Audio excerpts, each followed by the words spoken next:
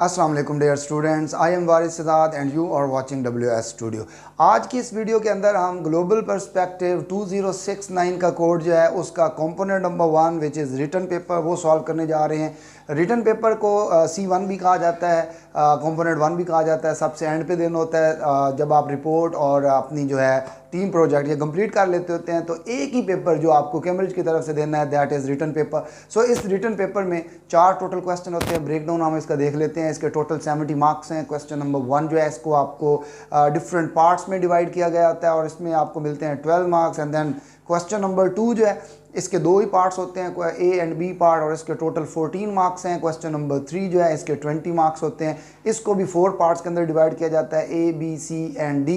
And then question number 4 होता है जिसके 24 मार्क्स होते हैं। इसमें डिफरेंट 3 ऑप्शन दिए जाते हैं आपको और उनमें से आपने एक ऑप्शन जो है उसको चूज़ करना होता है। सो अब हम इनमें सारी चीज़ों को पहले डिस्कस करते हैं एंड देन उसके बाद हम एक मॉडल क्वेश्चन जो है या मॉडल आंसर्स जो है उनको देखेंगे। सो सबसे पहला क्वेश्चन नंबर 1 जिसके 12 मार्क्स आपको दिए जाएंगे और ये 12 मार्क्स की एवरेज जो है 11 हर बच्चा ले लेता है। सो ये तो एक कॉपी पेस्ट है।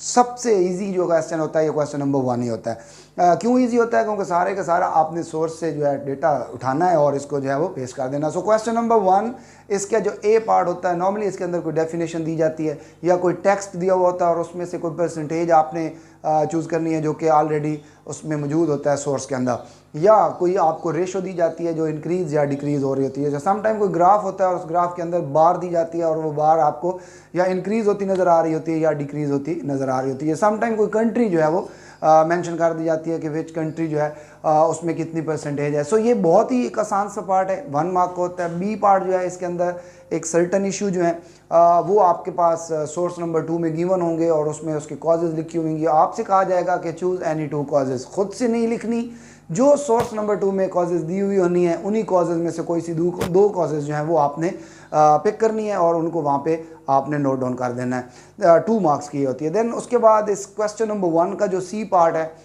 इस पार्ट के टोटल 3 मार्क्स होते हैं और इसमें आपसे कहा जाता है कि चूज़ एनी 1 कॉज और उस कॉज को एक्सप्लेन करें कि ये क्यों इतनी ज़्यादा इंपॉर्टेंट है।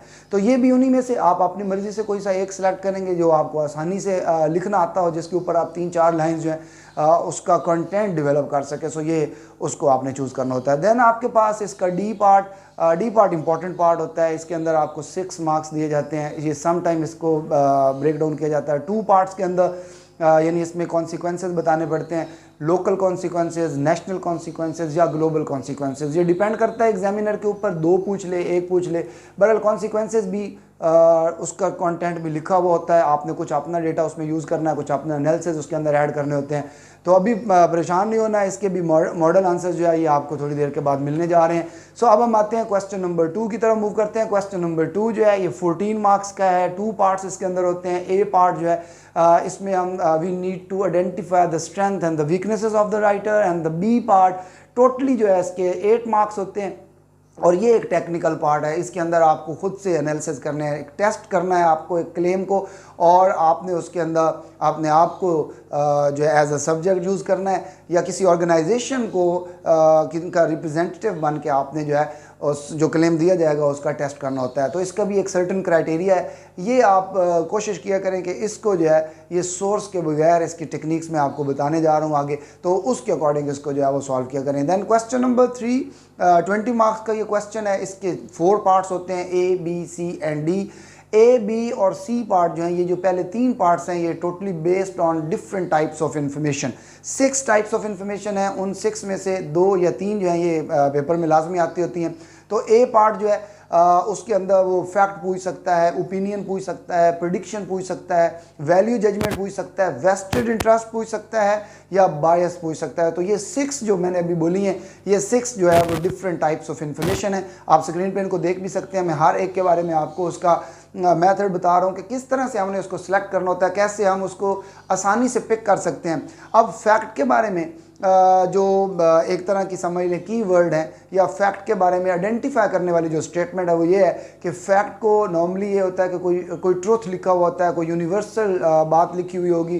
फॉर एग्जांपल मैं बीकन हाउस में पढ़ाता हूँ, so I teach in Beaconhouse, ये एक फैक्ट है। सो इसलिए इस तरह की इन्फॉर्मेशन जो डेटा वहाँ पे उठाया हुआ होगा या राइटर ने यूज़ किया हुआ होगा, जो वो काम कर रहा होगा, तो उस चीज़ को आप फैक्ट कहेंगे। जैसे God is one, no doubt, अब इस तरह ये भी एक फैक्ट है। सो इसके बाद आता है ओपिनियन।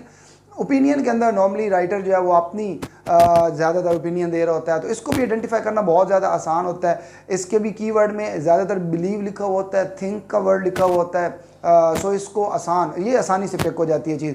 देन आपके पास प्रिडिक्शन है, थर्ड टाइप ऑफ इंफॉर्मेशन जो है दैट इज़ प्रिडिक्शन। ये भी बहुत ज़्यादा आसान होती है, इसमें फ्यूचर स्टेटमेंट यूज़ की जाती है, विल या शैल का यूज़ किया जाता है। तो इसको भी सबसे ज़्यादा आसानी से पिक किया जा सकता है। देन उसके बाद इसकी जो 4 टाइप्स है वो है, फोर्थ टाइप पे आता है वेस्टेड इंटरेस्ट। वेस्टेड इंटरेस्ट कहते हैं पर्सनल गेन को, पर्सनल एडवांटेज को। जब राइटर अपना आप समझ लो उसके अंदर वो एडवांटेज देख रहा होता है। जैसे अगर राइटर यहाँ पे या एग्जामिनर आपको ये कहे, ये बंदा आपको ये कहे कि WS स्टूडियो देखेंगे तो आपको जो है उस पर आपका जो समझे तैयारी बहुत अच्छी हो जाएगी। अब इसमें जो एग्जामिनर है अब वो क्या कर रहा है, वो अपना वेस्टेड इंटरेस्ट शो कर रहा है। अब यहाँ पे ये बंदा क्या चाह रहा है कि वो लोग जो है ज़्यादा से ज़्यादा चैनल पे आएँ और उनके जो है वो व्यूज़ बढ़े, वॉच टाइम बढ़े। तो ये क्या है, ये वेस्टेड इंटरेस्ट है। सो इसी तरह राइटर जब अपना वेस्टेड इंटरेस्ट यानी पर्सनल गेन, पर्सनल एडवांटेज के लिए कोई काम कर रहा होगा या कह रहा होगा तो वो उसका वेस्टेड इंटरेस्ट होता है। देन इसके बाद आपके पास जो 5th टाइप ऑफ इंफॉर्मेशन है that is value judgement. Value judgement को आइडेंटिफाई करने के 3 बेसिक वर्ड्स हैं जिनको आपने अच्छी तरह से याद कर लेना है, और इन्हीं में से कोई एक जो है वो लाजमी आया हुआ होता है। तो एक तो सबसे पहला सेट जो है वो होता है इंपॉर्टेंट और नॉट इंपॉर्टेंट, यानी अगर स्टेटमेंट के अंदर वर्ड इंपॉर्टेंट या नॉट इंपॉर्टेंट लिखा हुआ हो तो समझ जाए कि ये वैल्यू जजमेंट है। देन उसी तरह से दूसरा सेट जो होता है वो होता है राइट और रॉन्ग, यानी कोई ऐसा डिसीजन जो राइटर जो है वो कह रहा होता है कि ये मेरा राइट डिसीजन था या मेरा रॉन्ग डिसीजन था। सो इसको भी वैल्यू जजमेंट जो है वो कहा जाता है। देन इसके बाद थर्ड सेट जो इसका होता है वो गुड या बैड, यानी कि कोई आप अच्छा डिसीजन कर ले या बुरा डिसीजन कर ले, तो ये आपके पास थर्ड इसका सेट है, तीसरा ऑप्शन बनता है। सो ये आपकी वैल्यू जजमेंट है, राइट और रॉन्ग, इंपॉर्टेंट और नॉट इंपॉर्टेंट, गुड और बैड। इन 3 चीज़ों को मिलाकर आप कह लें कि ये आपकी वैल्यू जजमेंट जो है वो बन सकती है। और लास्ट पार्ट जो है वो है बायस। बायस तो बहुत सिंपल सी चीज़ है, यानी राइटर या किसी की फेवर में जा रहा होगा, ऐसी स्टेटमेंट देगा जिसमें वो किसी को फेवर कर रहा होगा, या ऐसी स्टेटमेंट देगा जिसमें वो किसी के अगेंस्ट होगा। तो इसमें भी आप जो है इसको चूज़ करना भी बहुत ज़्यादा आसान होता है।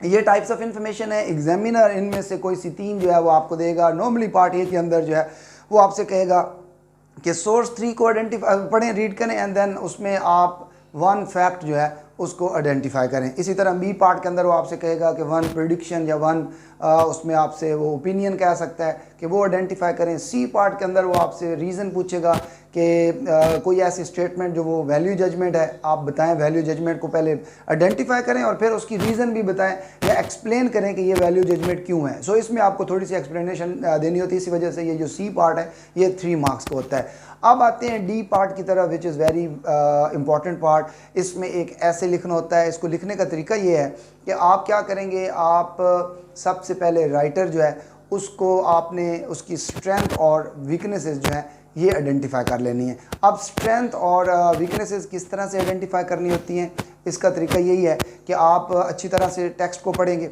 उस टेक्स्ट को पढ़ने के बाद आप उसके अंदर देखेंगे कि राइटर जो है यानी दोनों करैक्टर में से किस करैक्टर ने सबसे ज़्यादा फैक्ट या ओपिनियन यानी टाइप्स ऑफ इंफॉर्मेशन किसकी अच्छी है। देन उसके बाद इंटरनेशनल ऑर्गेनाइजेशन को किसने मेंशन किया और किसने मेंशन नहीं किया। देन किसकी टोन ज़्यादा प्रोफेशनल है, कौन हार्श हो रहा है, कौन यहाँ पे ज़्यादा इमोटिव टोन का यूज़ कर रहा है, कौन प्रोफेशनल वे में जा रहा है। तो ये आइडेंटिफाई करना आसान होता है। देन उसके बाद आपने ये देखना है कि किसकी इन्फॉर्मेशन एक्यूरेट है, किसने ज़्यादा स्टैट्स का यूज़ किया गया है, किसने एक्सपर्ट ओपिनियन दी है। कहीं ऐसा तो नहीं है कि दोनों में से कोई एक जो है वो पर्सनल ओपिनियन दे रहा है और एक जो है वो एक्सपर्ट ओपिनियन ज़्यादा दे रहा है। तो उसमें से फिर पिक करना आसान हो जाता है। जिसने एक्सपर्ट ओपिनियन दी हुई होगी वो हमारे पास कन्विंसिंग हो जाएगा, और जिसने पर्सनल ओपिनियन दी हुई होगी वो हमारा कन्विंसिंग कभी भी नहीं बन सकेगा। अच्छा, फिर इसके बाद आपने एविडेंस देखने होते हैं कि एविडेंस कितने स्ट्रॉन्ग हैं और कितने एक्यूरेट हैं। तो अगर तो राइटर ने उन दोनों करैक्टर में से किसी एक करैक्टर ने एविडेंस ज़्यादा दिए हुए हैं तो वो हमारे लिए आसान हो जाता है उसको पिक करना। सो ये चीज़ें जो हैं ये क्वेश्चन नंबर 3 के डी पार्ट के अंदर आएंगे। देन आपके पास क्वेश्चन नंबर 4 आता है और क्वेश्चन नंबर 4 जो है 24 मार्क्स का होता है। इसको बड़ा टेक्निकल वे में सॉल्व करना चाहिए। अब इसको किस तरह से सॉल्व करना है, इसका तरीका ये है कि आप सबसे पहले रिक्वायरमेंट पढ़ें। एक ऊपर का एक स्टेटमेंट दी जाएगी जिसमें आपसे कहा जाएगा कि गवर्नमेंट जो है वो रिड्यूस करना चाहती है किसी सर्टन इशू को। नीचे 3 ऑप्शन दिए हुए होंगे, ऑप्शन नंबर 1, 2 एंड 3। देन आपसे कहा जाएगा कि इसमें से किसी एक ऑप्शन को चूज़ करें, साथ में रिकमेंडेशन दें कि आप इस ऑप्शन को क्यों चूज़ कर रहे हैं। फिर उसके बाद आप डिफरेंट पर्सपेक्टिव्स में बताएंगे। देन आप इसके अंदर ये बताएंगे, आप अपना डेटा भी यूज़ कर सकते हैं, अपने एनालिसिस भी इसके अंदर ऐड कर सकते हैं, या जो मटेरियल आपको प्रोवाइड किया जाता है यानी सोर्सेज जो आपने पढ़े होते हैं आप वहाँ उन सोर्सेज की भी हेल्प ले सकते हैं। तो डिफरेंट एंगल के अंदर आपने फिर इसमें से जो बेस्ट ऑप्शन होगा उसको आप बताएंगे। तो मैं इसके अंदर यही नॉर्मली एडवाइस करता होता हूँ। बेहतर तरीका तो यही है कि आप तीनों ऑप्शन को गौर से पढ़ें। देन उसके बाद एक दफ़ा सारा पेपर आपके चारों जो सोर्सेज हैं जो आपको वहाँ पे मटेरियल दिया जाता है उसको गौर से पढ़ने के बाद आप पिक करें उसमें से किसी एक को जिस पे आप ज़्यादा लिख सकते हैं। अच्छा, जब आप पिक करेंगे तो आप उसमें इस तरह से पिक करें कि कम से कम 4 जो रिकमेंडेशन 4 रिकमेंडेशन जो हैं वो आप अपनी तरफ से बना लें कि मैंने ये ऑप्शन क्यों चूज़ किया है। तो जब वो ऑप्शन आप यानी 4 रिकमेंडेशन आप उसकी बना लेंगे, साथ उसकी रीज़न भी बता दीजिएगा। एक तरह का आप कह सकते हैं कि एक पूरा पैराग्राफ आपने बनाना होता है उस ऑप्शन को के लिए जो उसकी आप समझें उसकी करैक्टरिस्टिक्स हैं या बेनिफिट्स हैं। बेनिफिट्स का एक पूरा आप पैराग्राफ बनाएंगे और फिर उसके बाद आप एक और पैराग्राफ बनाएंगे जिसके अंदर आप ऑप्शन नंबर 2 वो वाला ऑप्शन जिसको आपने सेलेक्ट नहीं किया हुआ ना उसके डीमेरिट्स बताएंगे।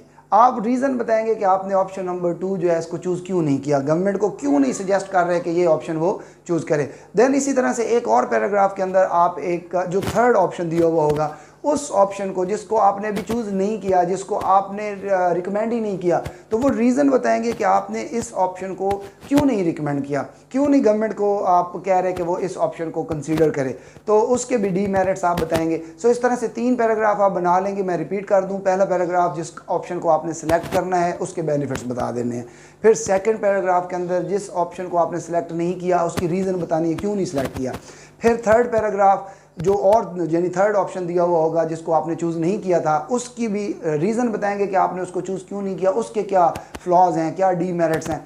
ये 3 पैराग्राफ जब इस तरह से बन जाएंगे फिर आप अपनी वैल्यूएशन देंगे। आप 4th पैराग्राफ बनाएंगे जिसके अंदर आप ऑप्शन नंबर 1 यानी जो भी ऑप्शन आपने सेलेक्ट किया था उसके कुछ चैलेंजेस भी बताएंगे कि इसमें कॉस्ट का एक बहुत बड़ा इशू है, टाइम टेकिंग एक्टिविटी हो सकती है, उसके अलावा कोऑर्डिनेशन का इशू आ सकता है। चैलेंजेस हैं इस ऑप्शन के अंदर, बट फिर भी आप बताएंगे कि मैं रिकमेंड करूंगा गवर्नमेंट को कि वो इस ऑप्शन को ज़्यादा कंसीडर करे as compare to other 2 options, क्योंकि उनके जो डीमेरिट्स हैं वो ज़्यादा हैं और इसके जो बेनिफिट्स हैं वो उन दोनों से ज़्यादा हैं। सो इसलिए मैं ऑप्शन नंबर जो आप यानी सिलेक्ट उसमें से कर चुके होंगे उसको रिकमेंड करेंगे। और इसके साथ आपका ये जो क्वेश्चन नंबर 4 है ये कंप्लीट हो जाएगा। 24 अच्छा ये 24 मार्क्स जो हैं इसमें से 22 लेना बहुत आसान होते हैं। 20 से 22 की रेशो आसानी से आ जाती है। तरीका यही है जो मैंने आपको बता दिया है। 2 क्वेश्चन इसके अंदर टेक्निकल हैं, क्वेश्चन नंबर 2 ए पार्ट और उसका बी पार्ट, इसी तरह से क्वेश्चन नंबर 4 इसका ये कंप्लीट जो पैटर्न आपको बताया। अगर आप इसको पिक करें क्वेश्चन नंबर 2 में एक दफ़ा से जल्दी से आपको रिकैप दे दूँ। क्वेश्चन नंबर 2 जो है ए और बी पार्ट में होता है। ए में तो स्ट्रेंथ और वीकनेसेस बतानी है, पास्ट पेपर्स उठाएं या इसकी मार्किंग स्कीम उठाएं, आपको जितने भी उसकी मार्किंग स्कीम के आंसर्स हैं जितने साल के भी पेपर आएंगे सबका एक जैसा आंसर होगा। ये बहुत ही आसान होता है। आप स्ट्रेंथ और वीकनेसेस को याद कर लें, 3-3 स्ट्रेंथ 3-3 वीकनेसेस जो हैं वो याद कर लें। स्ट्रेंथ क्या हो सकती हैं? स्ट्रेंथ किसी भी राइटर की ये हो सकती है कि उसने इंटरनेशनल ऑर्गेनाइजेशन को मेंशन किया है, उसने स्टैट्स दिए हैं, उसकी एविडेंस कंप्लीट है, उसकी इन्फॉर्मेशन एक्यूरेट है, उसके स्टैटिस्टिक जो उसने यानी प्रोवाइड किया है डेटा, जो इन्फॉर्मेशन उसने दी है वो कहीं रीसेंट है या रीसेंट नहीं है। अब रीसेंट डेटा से मुराद ये होता है कि पिछले 3 साल तक का जो डेटा है वो उसने अगर तो दिया है तो फिर वो रीसेंट इन्फॉर्मेशन आ सकती है। अगर तो 3 साल से पुराना है तो वो आउटडेटेड होता है, फिर ये वीकनेस बन जाएगी।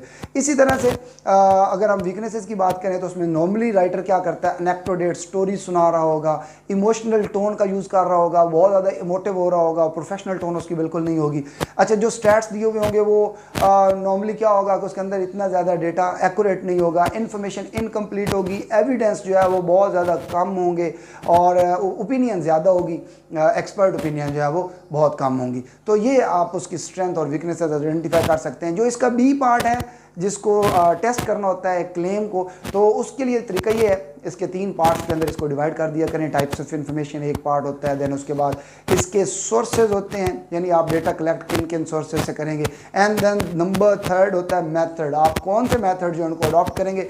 एक ही दफ़ा याद करने हैं, जितने पेपर आएंगे, जितना भी जो है आप समझो, आप पास्ट पेपर में जाएं, आप उसको जितने भी पेपर सॉल्व करेंगे तो आंसर एक ही है जो भी मैं बता रहा हूँ।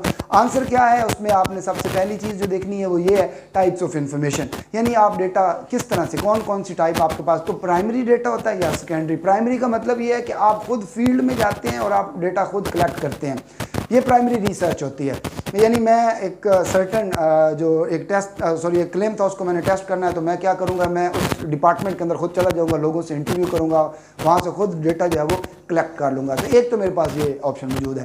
देन आप स्क्रीन पे देख सकते हैं इसके प्रॉपर जो टाइप्स ऑफ इन्फॉर्मेशन जो है जो आप कलेक्ट कर सकते हैं।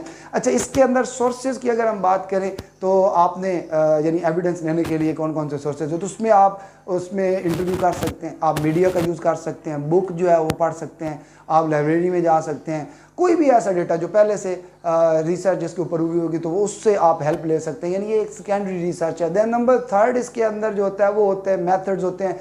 मेथड्स में आपका क्वेश्चन आ सकता है, सर्वेज आ सकते हैं, इंटरनेट का यूज़ आ सकता है, ठीक है। तो ये एक सर्टन ही आंसर है, इसी तरह याद कर ले। लेकिन इसके अंदर एक चीज़ जो बहुत ज़्यादा इंपॉर्टेंट है वो ये है, अपने आप को रखना है, आपने सब्जेक्ट, आपने आई का वर्ड यूज़ करना है कि मैं इसको ऐसे टेस्ट करूँगा। ये नॉर्मली बच्चे क्या करते हैं, सोर्स से डेटा उठाते हैं और उसको पेस्ट कर देते हैं, टोटल रॉन्ग है, कोई नंबर नहीं मिलने जा रहा आपको। आपने क्या करना है, आई से शुरू करना है, I will test this claim, किस तरह से, टाइप्स ऑफ इन्फॉर्मेशन मैं ये उठाऊंगा, मैं सोर्सेज कौन से लूँगा, ये मेरे पास ऑप्शन मौजूद है, मैं मेथड्स कौन से यूज़ करूँगा, ये मेरे पास ऑप्शन मौजूद है। तो इनके साथ आपका जो है ये क्वेश्चन 2 कंप्लीट होगा। सो ये आपके टोटल क्वेश्चन 4 हैं। अब हम क्या करने जा रहे हैं, एक मॉडल पेपर जो है, एक मॉडल आंसर्स जो हैं वो देखते हैं कि किस तरह से इसको सॉल्व किया गया है और किस तरह हम इसको सॉल्व करके 70 में से टारगेट जो नंबर हमारा होना चाहिए वो होना चाहिए 60 आसानी से आ सकते हैं।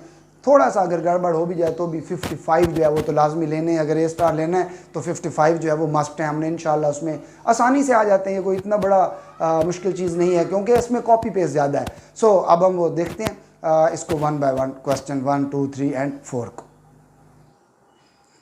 जी बच्चों, अब हम सॉल्व करने जा रहे हैं प्रॉपर एक क्वेश्चन को, और ये सबसे पहले आपने इंसर्ट देखनी है, आपको एक इंसर्ट जो है वो दी गई है, और नॉर्मली इसमें यही होता है कि 4 पेजेस होते हैं। फोर्थ जो है वो 4th पेज जो ब्लैंक पेज होता है, आप अपना डेटा उसके अंदर जो है वो कर सकते हैं, कोई रफ वर्क कर सकते हैं। सो इसमें 1 आवर एंड 15 मिनट्स होते हैं। ये IGCSE का है, OGSE का भी सेम एक तरह का पैटर्न है, बस कोड जो है वो चेंज होता है, वो 2069 है, ये 0457 है। अच्छा, अब इसमें सबसे पहली चीज़ जो आप इंसर्ट पढ़ते हुए करेंगे वो आपने सोर्स को देखना है। सोर्स नंबर 1 जो है, जैसे यहाँ आप देख सकते हैं कि सोर्स नंबर 1 के अंदर जो है एक टेबल दिया गया है जिसमें नंबर ऑफ़ इंटरनेट यूज़र्स जो हैं वो डिफरेंट रीजन्स के दिए गए हैं। नॉर्थ अमेरिका 350 है, मिडल ईस्ट है, यूरोप, एशिया, अमेरिका है, एंड देन अफ्रीका है। देन इसी तरह से सोर्स 2 जो है उसमें young people and access to the internet, एक टेक्स्ट दिया गया है, 2 पैराग्राफ है, इनको अच्छे से पढ़ना है। इसके अंदर स्ट्रेंथ और वीकनेसेस नॉर्मली जो है वो आइडेंटिफाई की जाती हैं, या इसमें इंफॉर्मेशन होती है, बहुत ज़्यादा इंफॉर्मेशन जो है वो आगे काम आती है। देन सोर्स 3, इसमें भी स्ट्रेंथ वीकनेस का वर्क बहुत ज़्यादा होता है। इसको आप दोनों एंगल में पढ़ेंगे, यानी स्ट्रेंथ के एंगल से भी और वीकनेस के एंगल से। पढ़ने का तरीका यही है, जब भी आप पेपर में पढ़ रहे हो सॉफ्ट पेंसिल अपने पास रखें, और आप जिस तरह से मैंने आपको एक पैटर्न बताया है स्पेशली सोर्स 3 पढ़ते वक्त, कि आप देखें कहाँ पे इंटरनेशनल ऑर्गेनाइजेशन का यूज़ हो रहा है, कहाँ पे एक्सपर्ट ओपिनियन दी जा रही है, कहाँ पे फैक्ट हैं, कहाँ पे ज़्यादा ओपिनियंस हैं, वेस्टेड इंटरेस्ट कहाँ पे आ रहा है। यानी स्ट्रेंथ्स और वीकनेसेस जो है ये आप यहीं से आइडेंटिफाई कर लें, फिर आपका टाइम भी बच जाएगा और आप जल्दी से उनको आंसर्स जो हैं वो कर सकेंगे। तो सोर्स 4 जो है ये दिया गया है, जिसके अंदर 2 करैक्टर होते हैं। इसमें करैक्टर A जो है वो एक स्टूडेंट है, किम उसका नाम है, और करैक्टर 2 जो है वो सुमिन एक टीचर है। तो इसमें एक स्कूल डिबेट है about young people using the internet. तो इसको गौर से पढ़ने के बाद एंड पे आपसे यही पूछा जाएगा कि आप बताएं इनमें से कन्विंसिंग कौन सा ज़्यादा है। तो ये सोर्स है, इसका जो पेज 4 जैसे मैंने बताया वो ब्लैंक होता है, वो मैंने ऐड नहीं किया। सो अब डायरेक्ट हम आते हैं क्वेश्चन की तरफ। ये रिटन पेपर आपके सामने है, और इस रिटन पेपर में आपने सबसे पहली चीज़ जो देखनी है वो क्वेश्चन नंबर 1 है। दैट स्टडी सोर्सेज 1 एंड 2, ये आपको बताया गया है कि आपने सोर्स 1 और 2 को ही पढ़ना है और उसके आंसर जो है आप उसके अकॉर्डिंग करेंगे। So question number 1, identify the region of the world with the highest number of internet users from source 1। जैसे हमने वो टेबल देखा, उस टेबल के अंदर डिफरेंट रीजन्स दिए गए थे, तो उसमें एशिया जो था वो सबसे ज़्यादा था, जैसे इस बच्चे ने भी किया हुआ है। तो उसका एग्जैक्ट जो नंबर है वो आपने बता देना है और यहाँ आपने उसको ऐड कर देना है। तो ये एक नंबर, यानी कॉपी पेस्ट है, खुद से कुछ भी नहीं किया इस बच्चे ने भी। क्वेश्चन नंबर 1 का बी पार्ट जो है वो है identify 2 advantages of the internet for the young people from source 2। Advantages वहाँ पे लिखे हुए थे, कोई से अपनी मर्जी से 2 एडवांटेज जो है ये आपने उठाने और यहाँ पे पेस्ट कर देना है। तो 2 मार्क्स आपको यहाँ मिल जाएंगे। सी पार्ट में वो आपसे कह रहा है कि which advantage of the internet for the young people do you think is most important. Explain भी करना है साथ में आपने कि वो क्यों ऐसा है। तो इसके लिए आपको थोड़ी सी डिटेल देनी होती है, यानी आप ऐसा एडवांटेज लें जिसका कंटेंट आप आसानी से लिख सकें। नॉर्मली ये कंटेंट भी आपको प्रोवाइडेड होता है, सो ये भी आप वहाँ से आसानी से देख के इसको पिक कर सकते हैं और लिख सकते हैं। सो इस बच्चे ने भी ऐसे किया है, ये मॉडल आंसर है, इसको अच्छी तरह आपने भी रीड करना है। देन हम आते हैं क्वेश्चन नंबर 1 के डी पार्ट की तरफ, जिसमें आपको उसने कहा है कि explain why the use of internet by the young people is an important issue for governments. अब ये क्राइटेरिया चेंज भी हो सकता है, ये यहाँ पे आपको 2 पार्ट्स में भी पूछ सकता है कि लोकल भी बताएं उसके, या नेशनल लेवल पे बताएं, या आप उसको जो है ग्लोबल बताएं। तो यहाँ पे उसने सिंपल एक पूछा है और उसी के ही वो कह रहा है कि आप उसके use of internet by young people is important issue जो है गवर्नमेंट के लिए किस तरह से, लेकिन ये डेटा सारा दिया हुआ था, तो ये सारा इस बच्चे ने जो है वो वहाँ से उठाया, कुछ एनालिसिस अपनी तरफ से लिखे हैं। तो एग्जामिनर ने इसको दिए थे 6 आउट ऑफ 6। ये एक जगह आपको 5 आउट ऑफ 6 भी लिखा हुआ नज़र आएगा, इसको आपने इग्नोर करना है। एग्जामिनर ने इसको दिए थे वो 6 आउट ऑफ 6 दिए थे। आंसर आप अच्छी तरह रीड कर लें, एक मॉडल आंसर आपको आइडिया हो जाएगा कि आंसर किस तरह से करते हैं। अब हम आते हैं क्वेश्चन नंबर 2 की तरफ। ये टोटली बेस्ड होता है सोर्स 3 की तरफ से, और इसमें ए और बी पार्ट, जैसे मैंने आपको बताया था कि ए पार्ट जो है उसके अंदर तो आपने स्ट्रेंथ और वीकनेसेस जो हैं वो आइडेंटिफाई करनी होती हैं, और जो बी पार्ट होता है उसके अंदर आपने टेस्ट करना होता है। तो ए पार्ट के अंदर हम स्ट्रेंथ और वीकनेसेस को देखते हैं। तो इस पे इसने जो है उसकी जो स्ट्रेंथ इसको मिली राइटर की, इसने उसमें उनको हाईलाइट किया और फिर यहाँ उसने जो है उसको मेंशन किया। इसमें भी एग्जामिनर ने जो मार्क्स दिए वो 6 आउट ऑफ 6 दिए, 3 आउट ऑफ 6 को आपने इग्नोर कर देना है। अच्छा, क्या कौन सा मेथड होता है, जैसे मैंने आपको बताया था कि आपने उसमें राइटर की स्ट्रेंथ देखनी होती है, उसमें किसने इंटरनेशनल ऑर्गेनाइजेशन को मेंशन किया। ज़रूरी नहीं है कि वो जो मैंने आपको सारी बातें बताई हैं सारी ही मेंशन की हुई हों, कोई सी 1 या 2 की हुई होंगी। तो ये आपकी रिसर्च पे डिपेंड करता है कि आप कितना अच्छा जो है उसको सर्च करते हैं, कितना अच्छा रीड करते हैं। सो इसी तरह बी पार्ट इसका देख लेते हैं। बी पार्ट जो है इसमें वो कह रहा है कि जी the cost of technology are increasing every year. अब ये एक क्या है, एक क्लेम है। नीचे क्या लिखा हुआ है, how would you test this claim, you should consider the types of information, sources of evidence और methods you might use. So ये 3 मेन इसकी कह लें आप रिक्वायरमेंट्स होती हैं। यानी नंबर 1 पे आपने टाइप्स ऑफ इंफॉर्मेशन देनी होती है, नंबर 2 पे आपने सोर्सेज बताने होते हैं, एंड नंबर 3 पे आपने मेथड्स बताने होते हैं। तो ये बताए गए हैं यहाँ पे किस तरह से उसकी टाइप्स ऑफ इंफॉर्मेशन उसने यूज़ की, किस तरह के सोर्सेज उसने लिए, कौन से मेथड्स जो हैं वो उसने यूज़ किए। जैसे कि मैं आपको बता रहा था कि आई का वर्ड यूज़ करना है, एंड देन उसके बाद आपने उस जो क्लेम है उसका टेस्ट जो है वो आपने करना है। मॉडल आंसर है, इसको भी अच्छी तरह रीड करें। अब हम मूव करने जा रहे हैं क्वेश्चन नंबर 3 की तरफ। रिलेटिवली आसान क्वेश्चन होता है ये। इसमें ए पार्ट के अंदर आपसे कह रहा है identify 1 prediction from Kim statement. Kim की स्टेटमेंट को पढ़ेंगे आप गौर से। 1 नंबर का ये क्वेश्चन है, आपने फ्यूचर स्टेटमेंट वाली कोई भी ऐसे लाइन जो है वो उठा लेनी है। जैसे कि इसमें उसने लिखा हुआ I am sure I will gain very good grades next year. तो ये ज़ाहिर सी बात है, विल का वर्ड यूज़ हुआ है, फ्यूचर स्टेटमेंट है, तो ये प्रेडिक्शन हो गई। इसी तरह वो बी पार्ट में कह रहा है identify 1 fact from the Samin statement. अब उसमें से कोई एक फैक्ट, जैसे मैंने बताया था कि यूनिवर्सल ट्रूथ, जो काम रेगुलर हो रहा होता है वो आपने उठा लेना है। तो यहाँ से भी इसी तरह से उठाया गया कि I have been writing books about science and the technology for 12 years. ये टीचर है, समन वो बता रहा है कि मैं ये काम तकरीबन लास्ट 12 ईयर से कर रहा हूँ। सो ये एक फैक्ट है, सो इस स्टेटमेंट को आपने उठा लेना है। सी पार्ट के अंदर है identify an example of vested interest in the Samin statement, explain why this is vested interest. पहले तो आपने वो स्टेटमेंट बतानी है कि कहाँ आपको लग रहा है कि ये इसमें वेस्टेड इंटरेस्ट है, और फिर आप उसमें रीज़न भी बताएंगे कि क्यों वेस्टेड इंटरेस्ट है। जैसे वेस्टेड इंटरेस्ट मैंने आपको बताया कि वेस्टेड इंटरेस्ट पर्सनल गेन को कहते हैं, पर्सनल एडवांटेज को कहते हैं, जिसमें कोई लोग अपना फ़ायदा देख रहे होते हैं।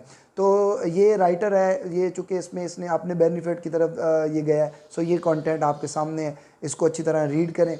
या वैल्यू जजमेंट आता होता है नॉर्मली इस पार्ट के अंदर, बायस आ जाता होता है, एंड वेस्टेड इंटरेस्ट, इन तीनों के चांसेस जो हैं वो इस सी पार्ट में आने के बहुत ज़्यादा होते हैं। सो अब हम मूव करते हैं इसके डी पार्ट की तरफ, जिसके 15 मार्क्स हैं। एक ऐसे लिखना होता है, किस तरह लिखना है। सबसे पहले तो आर्गूमेंट है, यानी कि किसका आर्गूमेंट आपको ज़्यादा कन्विंसिंग लगा है, करैक्टर ए या character B. Character A student है, करैक्टर बी टीचर है, किम्स और सुमिन्स है। और उसके नीचे जो रिक्वायरमेंट बहुत ज़्यादा इंपॉर्टेंट होती है, इसको देखना है गौर से। रिक्वायरमेंट में वो कह रहा है कि you should also consider number 1 the strength of their reasoning and evidence, number 2 use of language, number 3 different types of information. तो आपने किम्स और जो दूसरा यानी कि जो टीचर सुमिन्स है, इनको गौर से पढ़ना है। आपने देखना ये है कि किसकी जो ओपिनियन है वो ज़्यादा है और किसने एक्सपर्ट ओपिनियन को यूज़ किया, किसने जो उसका डेटा जो है वो अपडेटेड है, किसका जो समझे कन्विंसिंग स्टाइल है लिखने का, कौन ज़्यादा प्रोफेशनल टोन यूज़ कर रहा है। तो जो जो चीज़ें आपको बताई हैं यहाँ, आपने उन्हीं को यूज़ करके आपने उसके बारे में लिखना है। पहले एक राइटर जो है उसके बारे में, कि उसके बारे में आप क्यों ज़्यादा कन्विंसिंग है, किस वजह से वो ज़्यादा कन्विंसिंग है, आप वो रीज़न देंगे। एंड देन नंबर 2 जो है यानी सेकंड करैक्टर जो है उसका बताएंगे कि किस वजह से वो कन्विंसिंग नहीं है। तो मॉडल आंसर है, अगेन अच्छी तरह रीड करें ताकि एक आइडिया आप जनरेट कर सकें कि आप आंसर किस तरह से कर सकेंगे। देन आपके पास क्वेश्चन नंबर 4 24 मार्क्स का क्वेश्चन है। और इसमें सबसे पहली चीज़ आपको एक स्टेटमेंट दी जाएगी, जैसे यहाँ पे दी हुई है कि young people need to be protected from the internet because it is harmful. ये एक स्टेटमेंट है। Do you agree with this statement? In your answer you should, अब उसके पास ऑप्शन है स्टेट योर ओपिनियन, आप अपनी ओपिनियन देंगे, देन आप साथ रीज़न भी देंगे, और साथ में आपका वो कह रहा है कि use the material in the sources, या आप अपने नॉलेज पे अपना ओन आइडियाज़ जो हैं उनको भी आप यूज़ कर सकते हैं। एंड देन लास्ट पे एक चीज़ होती है कि consider different arguments and perspectives, यानी आप इसमें कंपैरिजन करेंगे दूसरों के साथ, या कोई और पर्सपेक्टिव्स जो हैं उनमें भी आप इसको जो है वो कर सकते हैं। तो ये भी एक मॉडल आंसर है। ये अक्सर स्टूडेंट्स को ये इशू रहता है कि 24 मार्क्स वाला जो क्वेश्चन यानी क्वेश्चन नंबर 4 जो है उसको सॉल्व कैसे करें, तो उसका एक आंसर जो है वो किस तरह से हो, किस तरह उसको आंसर किया जा सकता है। तो ये आप लोगों के लिए ही है, ये प्रॉपर एक आंसर है, और ये कैमरे से चेक हुआ वो पेपर, इसको फुल मार्क्स मिले थे। तो बेस्ट आंसर आपके सामने मौजूद है, और आप इससे एक आइडिया लें कि किस तरह से इसको जो है हम आंसर कर सकते हैं। ये उसका पेज नंबर 1 है। देन इसका इसी तरह से ये उसने पेज नंबर 2 में इंफॉर्मेशन जो लिखी है वो है।